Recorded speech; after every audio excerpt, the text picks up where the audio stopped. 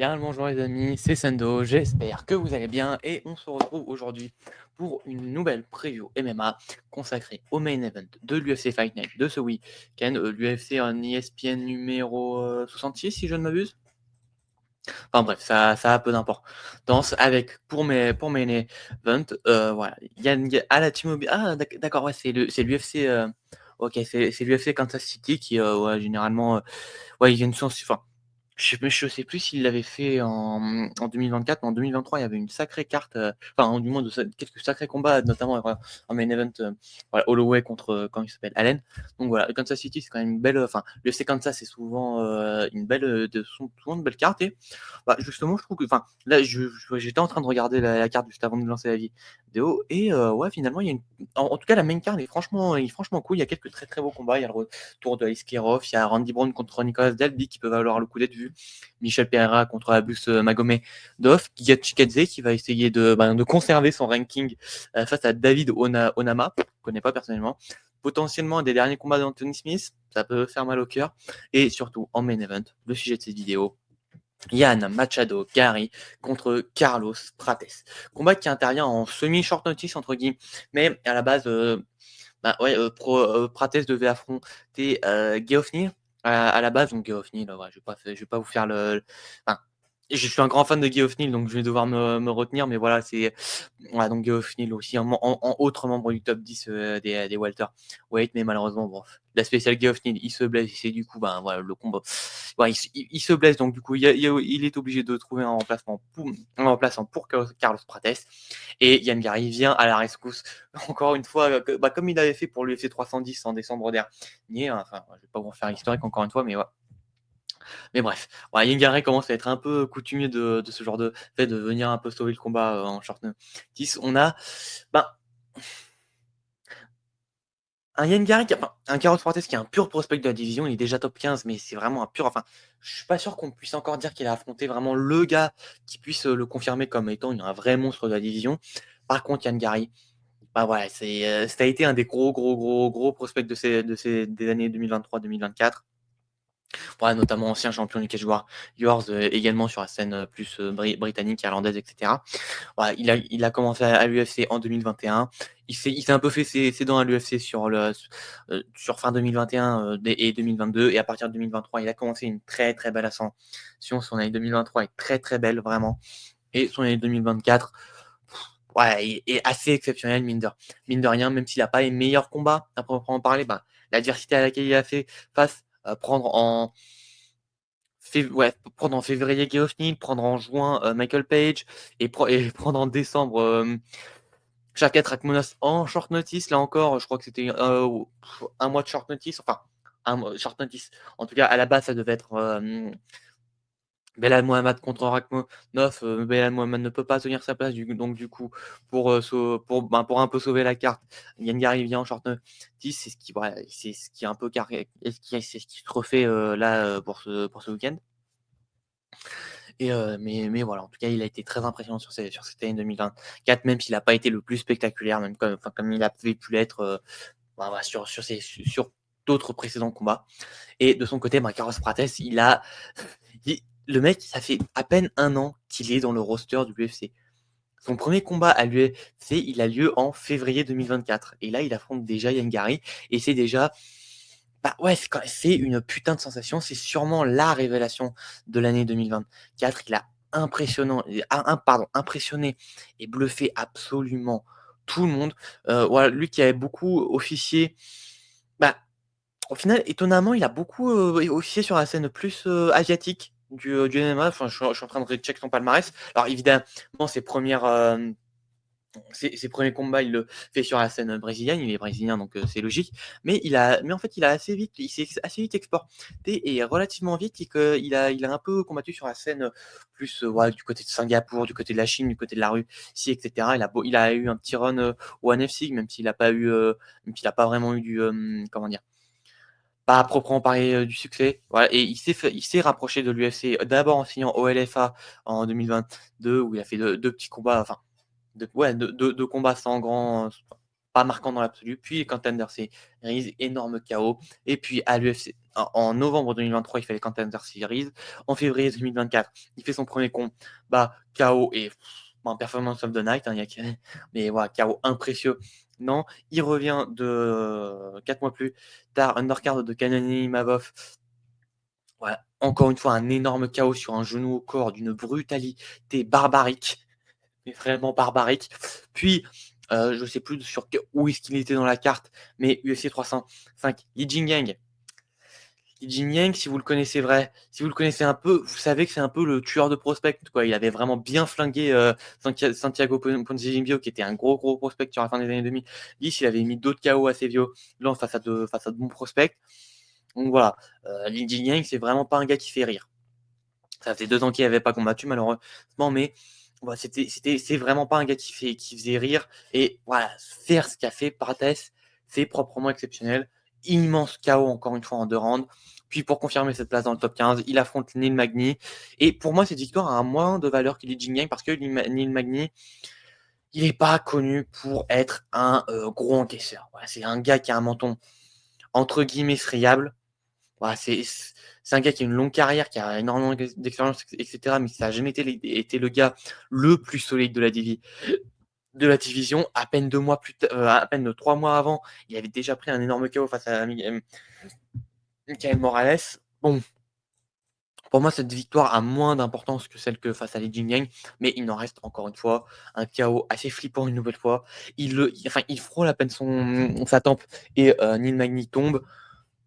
Bon bah voilà, la hype est un petit peu confirmée, on va dire. Et là, pour définitivement confirmer la hype, il devait affronter Geoff Neal, qui aurait aussi été un test sacrément intéressant et qui est un combat que personnellement j'espère toujours, quel que soit le résultat du combat. Mais voilà, maintenant, il est opposé à Ian Gary, qui est vraiment confirmé, qui a impressionné tout le monde dans son combat face à Shavkat Rakhmonov en décembre dernier.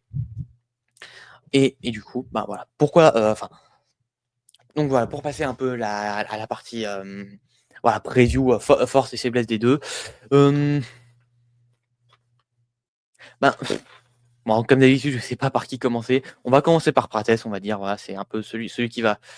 Ouais, celui qui vient un peu pour choper le ranking de Yann Gary, on va dire.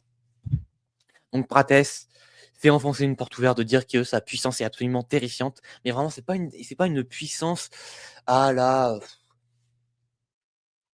Ouais, j'ai pas trop d'exemples qui me viennent en tête immédiatement. C'est pas une ouais, c'est vraiment une grosse puissance de frappe, mais c'est vraiment une puissance violente, brutale. Mais vraiment, la violence et la brutalité à son état le plus primaire. C'est assez impressionnant à voir et enfin, ouais, je serais enfin, bien sûr, il y a quelques éléments qui expliquent un peu ce fait, mais il y a vraiment quelque chose d'inexplicable dans sa puissance, dans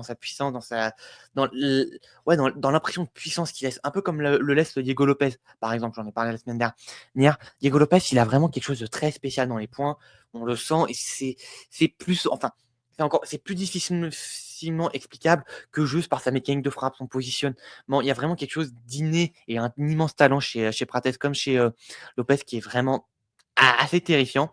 Mais voilà, quels sont les éléments visibles qui le font, voilà, qui lui donnent cette puissance? D'une part, il a une excellente mécanique de frappe qui est très enfin, ouais, quelque part fondamental. Il a pas large avantage, un large éventail technique. Il repose beaucoup son jeu autour de son cross du gauche et de son genou gauche également. Il le feinte énormément, il l'utilise énormément de façon générale. Mais ouais, sa mécanique de frappe est un peu à la façon d'un Alex Pereira au final, maintenant que j'y réfléchis. On sent que enfin, du moins personnellement, j'ai le sentiment que c'est un gars qui comment dire? Travaille ses techniques à l'entraînement, mais à chaque fois. À chaque fois, chaque entraînement, il y a 1 heure pour travailler cette technique et il va la peaufiner à fond pour qu'elle soit pour qu'elle sorte le plus facilement possible, le plus rapidement possible, avec le moins de déchets possible. Et ça se sent parce que même s'il a une mécanique de frappe assez large au final, en tout cas sur son cross du gauche, il est très, très vif sans avoir, une immense mécanique de frappe non plus. Alors d'autre part, il a de très, très longs segments, donc ce qui lui permet d'avoir une grosse élasticité dans ses frappes et d'atteindre comment dire? D'être le plus puissant avec le moins de mouvements possible, on va dire. Enfin non, c'est même pas ça, c'est même l'exact contraire, mais bref. ce qui lui permet d'avoir des coups qui ressemblent un peu à des fouets, mais voilà, il y a beaucoup d'élasticité dans dans ses bras. D'une part, il a un excellent placement de coups également.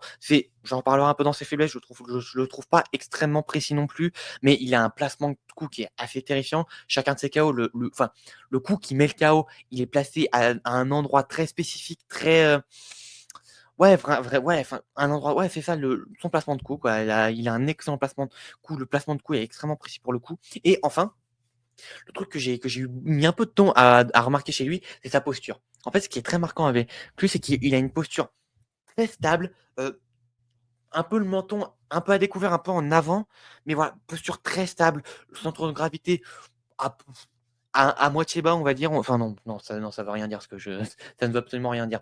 Mais voilà, il a pas un centre de gravité extrêmement bas, ni extrêmement haut pour autant.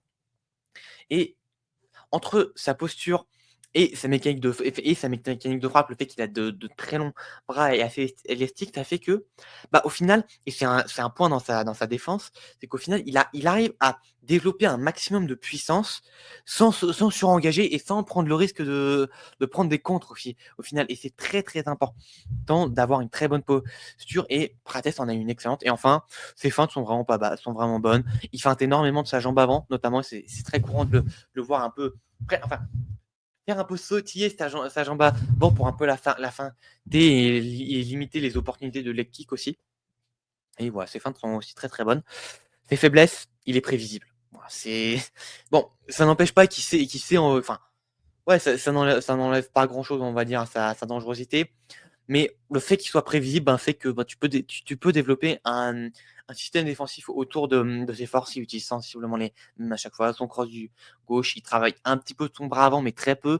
Enfin, là, de ses combats à l'UFC, j'ai revu tous ses combats à l'UFC. En même temps, ils sont pas très longs, donc c'est assez simple. Mais ouais, des combats à l'UFC que j'ai revus, lui, ben, il travaille pas énormément de son bras avant non plus. Donc ouais, c'est assez prévisible, beaucoup sur son cross et son genou. Donc il y a moyen de mettre en place un système défensif, mais actuellement personne n'a réussi à le mettre en place. Donc enfin, du moins, on n'a pas réussi à le mettre en place sur la durée des 15 minutes. Et du coup, ben, ils se sont pris un coup, ils se sont pris un KO à chaque fois. Donc actuellement, pour l'instant, ça lui porte pas préjudice, mais je pense qu'il y arrivera à un moment où ça lui portera préjudice. Peut-être que ça va être le cas face à Yangari. Comme j'ai dit, sa précision est pas ouf au global. Il a un excellent placement de coups, mais la façon dont il envoie certains de ses coups par notamment ses genoux, enfin, je me suis vraiment fait sur cette réflexion en regardant, enfin, sur les séquences où il essaie d'envoyer ses genoux. Généralement, ça manque de précision. Il n'a pas forcément enfin, ouais, il a pas forcément le même place, enfin, la bonne distance. Il y a pas forcément la bonne distance pour envoyer son coup avec le maximum de précision, et cetera. Ce qui fait que par moment, il envoie un peu son coup dans le vent. C'est assez récurrent. Il est très sujet au jab. C'était face à son premier combat à l'UFC, c'était face à Trevin Giles. Voilà, pardon pour la prononciation. Heu, Trevin Giles l'avait énormément jabé pour le maintenir à distance, le travailler, et cetera. Et bah, Prates avait pas tant de solutions que ça face à un bon jab en garde ouverte. Enfin, du moins, j'ai trouvé. Et ça l'avait notamment bien entamé au niveau de l'œil droit. Donc bien travailler son jab, à mon avis, ça peut bien fonctionner face à Prates. Et enfin, c'est un tueur dans l'âme, c'est un gros puncher, et cetera, un peu à la façon d'Alex Pereira. Il manque d'activité. Très souvent, il manque d'activité jusqu'au cas où il manque pas mal d'activité. Et face à un gars qui arrivera à mettre un volume suffisant sans se prendre de KO, c'est pas un exercice facile à faire. Très, très, très, très loin de là. Mais il y en a plusieurs, enfin, du moins, je pense que dans la division, il y en a plusieurs qui sont capables de le faire, de faire ça, de réussir à avoir un suffisamment haut volume de jeu sans pour autant se surexposer et prendre les coups de Prates pour éventuellement gagner la décision, et enfin gagner les rounds et gagner la décision. Et ça peut bien tomber parce que Yann Gary, ben, il sait faire ça. C'est pas enfin, ouais, il sait clairement faire ça, également. On l'a vu notamment face à Geoff Neal. Des grosses forces, pareil, il a vraiment une très, très grosse puissance de frappe, notamment dans ses kicks. Ses kicks sont extrêmement puissants. Il utilise beaucoup de ses kicks. Il a une grosse variété, middle, high kick, kick de la jambe arrière ou de l'avant, même si ses kicks de la jambe arrière sont plus puissants, mais de sa jambe avant, il va beaucoup attaquer la jambe avant justement de l'adversaire avec des side kicks, avec des low kicks internes, etc. Ces low kicks sont très puissants face à Neil Magny en 2023. Ces kicks étaient extrêmement puissants. J'y ai revu justement pour préparer la vidéo. Et franchement, ouais, ces kicks sont vrais. Ces leg kicks sont très très impressionnants.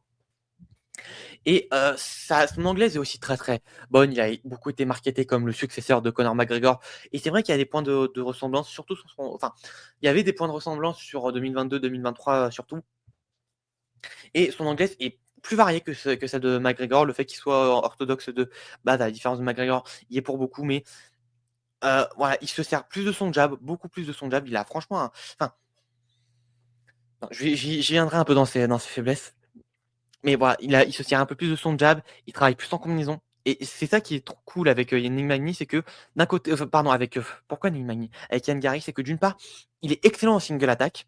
Ouais, quand il va exploser sur un kick simple ou, un bras arrière en première intention simple ou autre, il est très, très bon. Par contre, quand il combine, il est vraiment super beau. Si, heu quand il combine, c'est plutôt avec son anglaise. Il implante quelques kicks par-ci par-là dans ses combinaisons, mais c'est beaucoup sur son anglaise qui combine. Ça et comme j'ai dit, son anglaise est varié. Il va surtout travailler en ligne, mais quand il va, un peu casser la distance, il va envoyer de très bons body shots. Il a de plutôt bons uppercuts, même s'il les utilise très, très peu. Ses crochets sont très bons. Donc voilà, son anglaise est très bon en single attack et en combinaison. Ses déplacements sont vraiment excellents. Que ce soit à l'offense ou au retrait, ouais, ses déplacements sont très bons. Il a un bon catch cutting. Ouais, il a un très bon catch cutting. Il sait prendre le centre de la cage, de façon intelligente et quand il faut reculer, il est très dur à cadrer. C'est très, très dur de cadrer, Ian Gary. Très peu l'ont réussi. Geoffney n'a pas réussi. Shavkat a beaucoup galéré a vraiment galéré à le cadrer. Donc voilà, ses déplacements sont très bons et sa défense, il se prend des coups. Voilà et je pense qu'on pourra se rappeler de son combat, à l'UFC 285 face à Kenan Song, où il s'était pris un énorme crochet gauche en contre, un peu connement. Mais cette partie-là, je l'ai lu d'un peu parce que voilà, c'était une erreur de sa part. Il avait trop pris la confiance et voilà, il avait un peu balancé sa défense à la poubelle. Mais au global, sa défense est très bonne, bien aidée par sa maîtrise des distances. Mais son jeu d'esquive est très complet. Il sait très bien faire de bons retraits de buste, de bonnes esquives latérales, de bonnes esquives rotatives, etc. Et il a une garde voilà, très adaptée au MMA. Ça laisse passer des coups. Et évidemment, c'est un sport de combat, donc forcément, tu vas te prendre des coups. Mais voilà, sa défense est très bonne. C'est un gars qui est très durable. On l'a notamment vu face à Shavkat Rakhmonov alors qu'il était beaucoup en réaction face à Rakhmonov et qui avait beaucoup de phases de lutte, etc. Il a réussi à tenir les 5 rounds sans trop de problèmes, mais en faisant un cinquième round assez exceptionnel, mine de rien. Euh, ouais, il a aussi une bonne précision. Et à contrario de Prates, que ce soit son placement de coup ou son ratio coup touché, coup envoyé, coup touché, les deux sont très très bons. Il a aussi il a de bonnes feintes au global, comme Prates. Notamment lui, il va beaucoup, bah, ouais, en fait, comme Prates, il va beaucoup se servir de sa jambe droite pour jouer. Bon, la différence, c'est que Prates, il le fait, oui, bon non, c'est un peu couillon ce que je viens de dire, mais voilà, Prates se sert de sa jambe avant, qui est sa jambe droite. Yann Gary se sert de sa jambe arrière, qui est sa jambe droite, donc voilà, il y a juste bref. Bref, mais voilà, il a de bonnes feintes, notamment de bonnes feintes de voilà, de sa jambe arrière. Il va beaucoup le feinter les front kicks, etc. Et enfin, sa lutte et son grappling sont de très, très, très bonne facture. Voilà, sa défense de takedown est assez exceptionnelle. Alors, Rakhmonov, c'est pas le meilleur en takedown attack, mais ça reste un excellent lutteur, et cetera. Donc, la façon dont on l'a défendu Gary est assez exceptionnelle et son grappling, la façon dont il prend le dos de ses adversaires, voilà, il l'a fait face à Michael Page, il l'a fait, face à Neil Magny aussi, je crois. Peut-être qu'il l'a fait une fois face à Geoffney, mais c'était pas marquant. Mais surtout, il a réussi à le faire face à Shavkat Rakhmonov. Il l'a fait 2 fois dans le combat. Il est excellent pour prendre le dos. Il est assez menaçant de son dos. Je l'ai pas encore. Enfin, ouais, à l'UFC, on l'a pas vu mettre une soumission à partir du dos, etc. Mais dans le dos, il sait très très bien prendre le dos et travailler à partir du dos. Il est très menaçant en rear naked choke, etc. Donc, faut vraiment se méfier de son grappling et qui a notamment été bien révélé face à Shavkat Rakhmonov. Et dans ses faiblesses, bah voilà, ses faiblesses, ses retraits de buste sont parfois un peu hasardeux. Les retraits de buste, de façon générale, quand on les utilise un peu trop, ça peut être dangereux. Il y en a encore assez peu qui ont réussi à bien capitaliser là-dessus, mais avec la mécanique longue de Prates, et c'est un truc que j'ai oublié de noter, mais Prates, quand il peut aller chercher très très loin. Voilà, il va chercher ses coups assez, enfin, ouais, il a une longue portée, donc ouais, face à un Yengari qui utilise beaucoup ses bras, enfin, ça peut être dangereux avec un Yengari qui utilise beaucoup ses retraits de buste. Ouais, il peut bien feinter, Prates peut bien feinter et placer un long cross pour choper Gary, c'est vraiment possible. Donc voilà, ces retraits de buste sont loin d'être mauvais, mais peuvent être dangereux, et notamment aussi sur ces retraits de buste. Quand tu fais un retrait de buste, généralement ton corps est bien exposé, et c'est surtout le cas avec Gary, comme il a une garde plutôt haute. Quand il fait des retraits de buste, son corps est très exposé. Shavkat l'a utilisé avec plusieurs spinning back kicks. Donc voilà, son corps est exposé, donc ça peut être dangereux quand même. Ça peut vraiment être dangereux. Sa gestion des distances me paraît, enfin, est pas mauvaise, très loin de là. Voilà, de façon générale, ses déplacements aidants, il a un bon contrôle de l'espace de l'octogone, il a plutôt bon contrôle du rythme au global la plupart du temps. Mais sa gestion des distances est pas toujours pleinement, enfin, ouais, pas toujours optimale. Heu, bah, ouais, quel exemple? Ouais, j'en ai pas d'autres, j'ai pas vraiment d'exemples qui me viennent en tête, comme ça, mais bah, sa gestion des distances est pas forcément optimale de façon générale, et encore une fois, avec un Prates qui a une mécanique de frappe très longue, qui a une très, très longue portée, ça peut s'avérer un peu dangereux, enfin même très dangereux. Son jab est inconstant.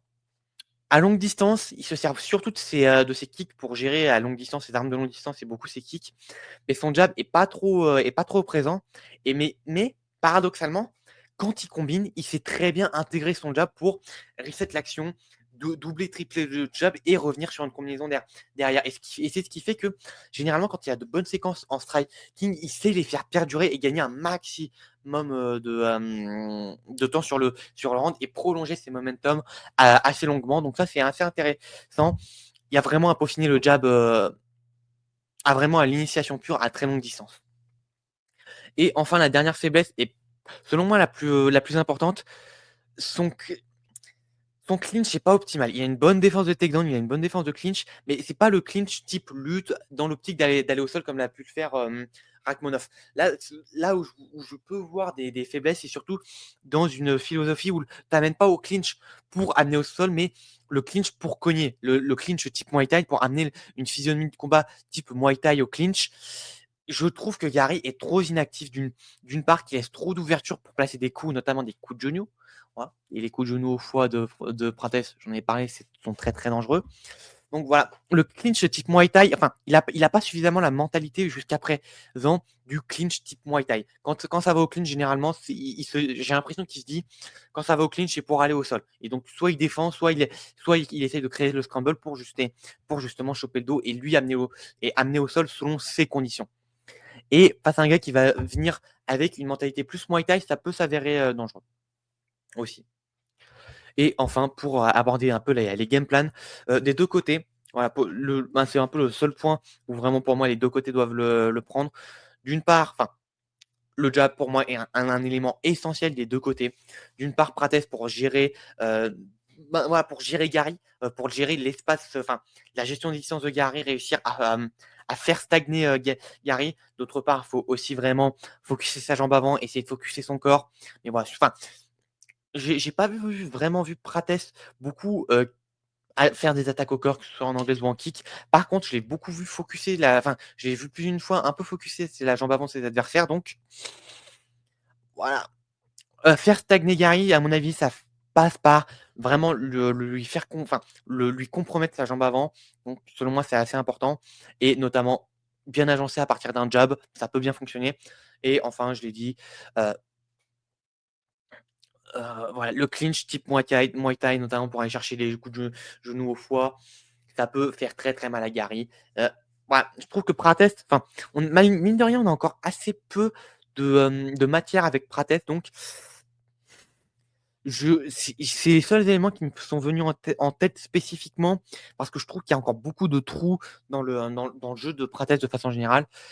Dans ce qu'il nous met et rien que dans ce qu'il nous a montré, parce qu'encore, bah, tout ce qui est à la partie, sol, lutte, grappling, on en a vu très, très peu. On en a vu un petit peu face à Neil Magny, mais c'était très, très court et c'est compliqué d'avoir vraiment une grosse, enfin de vraiment se faire une idée claire sur le niveau en lutte et au sol de Prates.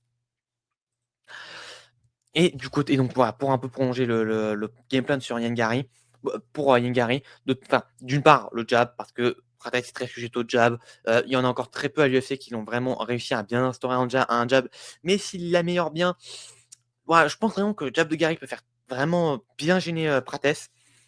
Beaucoup feinter pour essayer de créer des réactions, de Prates et essayer de le contrer à ce moment-là. C'est compliqué parce que comme je l'ai dit, Prates il est pas si sujet au contre que ça, mais ça peut fonctionner et au moins essayer de fatiguer Prates et de le perdre un peu dans le combat. Heu, voilà et paradoxalement, l'autre point qui pour moi est assez essentiel pour, Gary, en fait, c'est initier la lutte. Initier la lutte, initier le grappling comme il a fait face à Michael Venom Page et au final, ben, Prates représente un petit peu les mêmes dangers que représentait Page. Il a pas les mêmes armes, très loin de là, c'est pas du tout les mêmes styles, mais les dangers sont assez similaires des 2 côtés. Donc aborder une stratégie similaire à ce qu'il a fait face à Michael Venom Page, sauf que pour moi, c'est essentiel que ses amenées en takedown se fassent à l'ouvert. Bon, il y a deux types, d'amenées au sol, c'est les takedowns à l'ouvert, plutôt au centre de la cage et cetera, avec beaucoup d'espace derrière celui qui se prend le takedown entre guillemets et les amener au sol à la cage contre la cage, où ça va beaucoup jouer sur la chain wrestling, les attaques sur la longue durée, ce que faisait notamment, Khabib avec le fameux smash, voilà, qui était un peu l'argument, comment dire? C'est pas vraiment une technique, c'est plus une mentalité, mais voilà, je vais dire la technique ultime de Khabib, ce que fait aussi beaucoup, voilà, Khamzat Chimaev, voilà et bien d'autres. Et à la cage, les 2 ont une excellente défense, que ce soit Gary ou Prates. Enfin, de ce que nous a montré Prates, il semble avoir vraiment une très, très bonne défense en lutte à la cage. Donc je pense que ce serait vraiment ça vaudrait pas le coup pour Gary à essayer d'amener au sol à la cage parce que, enfin, ça exposerait à du clinch Muay Thai, au coup de genou de Prates. Donc initier les amener au sol à l'ouvert pour garder un maximum, d'espace, voilà, justement pour que Prates ait beaucoup trop d'espace à parcourir à reculer pour aller à la cage et pouvoir instaurer son système de défense à la cage et du coup l'amener au sol beaucoup plus facilement et enfin prendre le dos. Voilà, du dos, ben, c'est compliqué d'avoir un bon système offensif, quand tu as quelqu'un dans ton dos. Donc partir de là, ça je et je j'ai enfin, Gary est excellent pour prendre le dos, il est excellent pour conserver le dos. Jusqu'à présent, il y a que Rakhmonov qui a réussi à sortir d'une situation où Gary était dans son dos. Donc, ouais, on peut partir du principe que c'est pas facile d'avoir un Gary dans son dos et de garder, de sortir de cette situation et prendre un maximum de temps de contrôle et de frappe et cetera pour gagner tout simplement la décision et donc pour aller sur la partie pronostat et pronostic. Ouais, pronostic du cœur, personnellement, tous les résultats la plupart des résultats me vont. J'avoue que ça me ferait un petit peu chier que Prates se fasse finir. Voilà, je préférerais quand même que si Prates perd et il perde à la décision, en fait, comme un peu comme a perdu, Geoff Neal sur une split decision où il y a un peu débat et cetera. D'une part, ça entame pas trop le stardom non, pas forcément le stardom, mais ça entache pas trop le momentum de Gary. Ça lui permet de se replacer dans les top contenders et cetera. Et et donc voilà, pronostic du cœur franchement et voilà, j'ai pas trop de ouais, ce qui me ferait chier, c'est qu'on voie vraiment les limites de Prates et que voilà, il se fasse, masterclasser, qu'il se prenne un KO des enfers et qu'au final, bah, on se dise, voilà, qu'on réduise beaucoup trop, Prates et qu'on l'éjecte un petit peu des grosses discussions. Donc voilà, ça par contre, ça me ferait chier. Mais voilà, sinon les autres résultats me vont, que ce soit un Pratas qui gagne ou un Yangari qui gagne. Franchement, les 2 peuvent avoir une bonne progression, par la suite dans la division, donc ça me gêne pas. Partie pronostat, je pense quand même que Gary doit partir favori dans ce combat. peut-être léger favori du fait que c'est pas il a pas forcément eu un camp enfin, j'allais dire qu'il a pas forcément eu un camp d'entraînement complet, mais il n'en reste que ça fait quoi? Un mois et demi que le combat est prévu? Peut-être que j'ai une grosse connerie, mais il me semble que ça a bien été annoncé, début mars. Donc à mon avis, il a quand même eu une bonne, un vrai camp d'entraînement pour, voilà, pour se préparer, à Prates. Et voilà, pour moi, Gary doit partir favori parce qu'il a plus de chemin de victoire. Que ce soit aller chercher le grappling et aller prendre le dos, etc. À partir de là, soumettre ou conserver le contrôle jusqu'à la fin des rounds pour les prendre, etc. Et même en striking, faire un peu comme ce qu'il a fait face à Golovkin, je peux voir ça face à un Carlos Prates. Donc, voilà, selon moi, Gary a plus de chemin de victoire, ce qui me porterait à croire qu'il devrait partir favori dans ce combat. Mais, putain. Mais enfin, quand on parle seulement des chemins de victoire, pour moi, oui, ça devrait clairement être plus que du 60-40 pour Gary.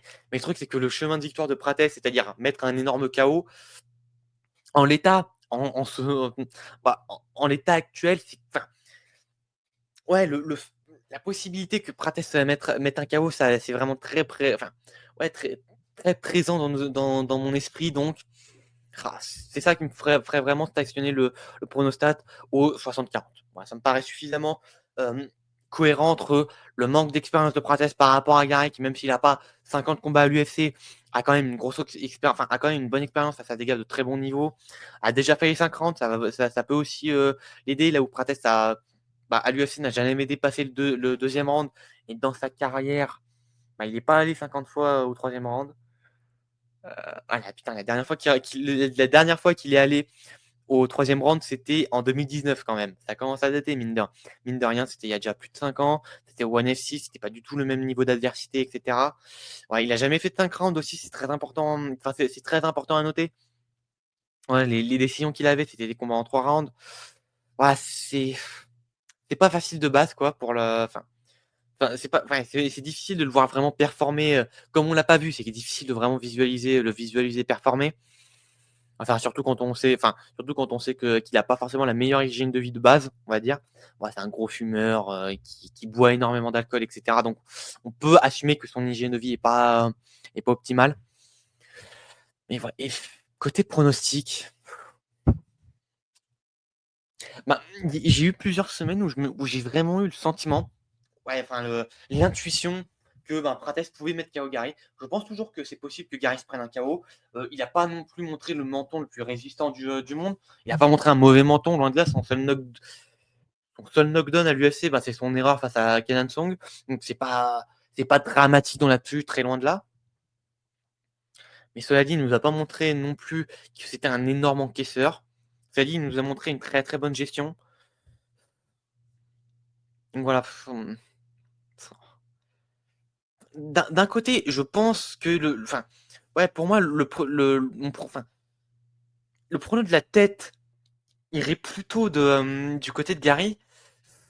Mais ça me fait un peu chier parce que ça va un peu trop sur enfin, c'est pas pour vraiment prendre de risques. Enfin, je trouve. C'est vraiment pas prendre de risques. Mais écoutez, c'est un peu un pari ce que je vais faire, mais voilà, c'est le prono Gary à la décision me paraît très très très très très très plausible.